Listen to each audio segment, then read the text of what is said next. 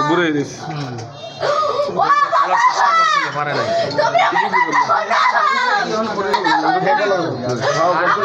অফিসের মেয়েটা বেরিয়েছে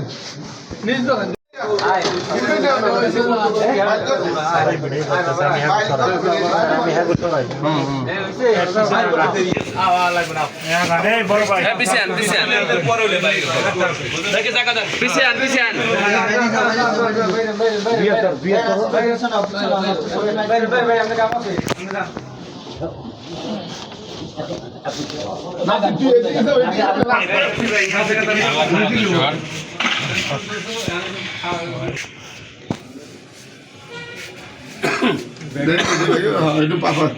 পাসপোর্ট একটা ছবি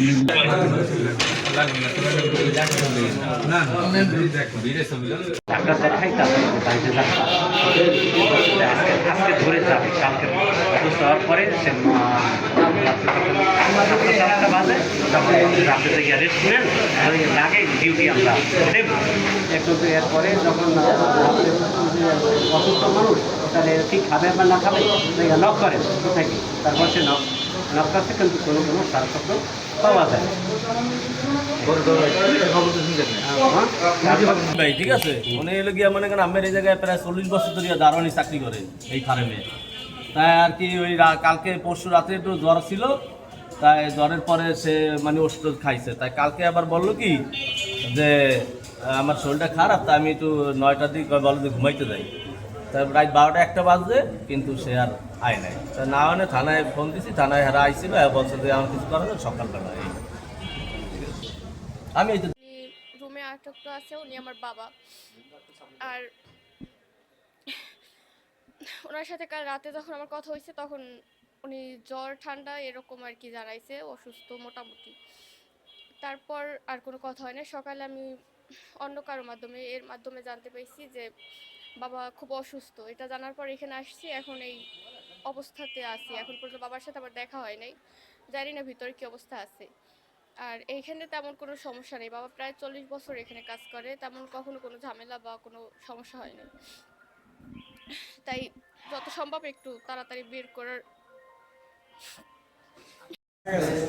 আমি আবার গাড়ি বন্ধ করে নলগড় থেকে আমি আসছি আমি ঘটনা করলে যে কোনো 3 তলায় 16 নম্বর রুম থেকে আমি গেছি চাই দেখি কিছু ভিতরে যাওয়া যায় কালকে 8:30 রাত 8:30 বাজে রুমে গেছি ওষুধ খাইয়ে রুমে গেছে তারপর পার্কে সংবাদ পাইয়ে আসছি যে একটা লোক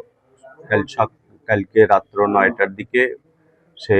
হোটেলের রুমে দরজা লাগাই অসুস্থ অবস্থা হোটেলের দরজা লাগিয়ে ঘুমিয়ে পড়ছে এরপর আর থেকে সে দরজা খুলতেছে না পরবর্তীতে আসার পর জানতে পারলাম যে আব্দুল হাকিম বয়স 53 বছর পিতার নাম আরব আলী হাওলাদার মাতা রওশনারা বেগম সাং দক্ষিণ কাজলা থানা বাকেরগঞ্জ জেলা বরিশাল সে দীর্ঘ 40 বছর যাবত এই হোটেল পার্কের দারোয়ান হিসেবে কাজ করত গতকাল সে থাকতো 3 তলায় তার সাবেক ম্যানেজারের রুম বর্তমানে সে ওই রুমে থাকে এই রুমে সে সন্ধ্যা 9টার দিকে সে ম্যানেজারের কাছে এবং হোটেলের অন্য স্টাফদের কাছে বলছে আমার শরীরটা অসুস্থ আমি আজকে ডিউটি করতে পারবো না কথা বলে সে তার রুমে খাওয়া দাওয়া করে রুমে যে শোয় আর সকাল এই 11টা পর্যন্ত 10টা পর্যন্ত তার রুম খোলে না পরবর্তীতে আমরা সংবাদ পেয়ে এসে দেখলাম যে তার রুম ভিতর থেকে সিটকিনি দিয়ে দরজা লাগানো পরে আমরা সিআইডি টিমকে খবর দিয়েছি সিআইডি টিম আসার পরে দরজা খুলছে দরজা খুলে দেখলাম সে মৃত অবস্থায় তার রুমে পড়ে আছে পরবর্তী আমরা এখন লাস্টের ইউডিমাম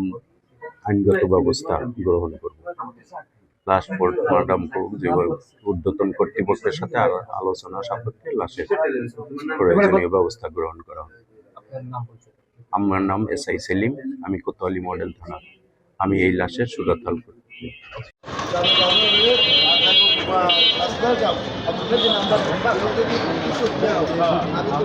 নাম্বার দিচ্ছেন একটু কথা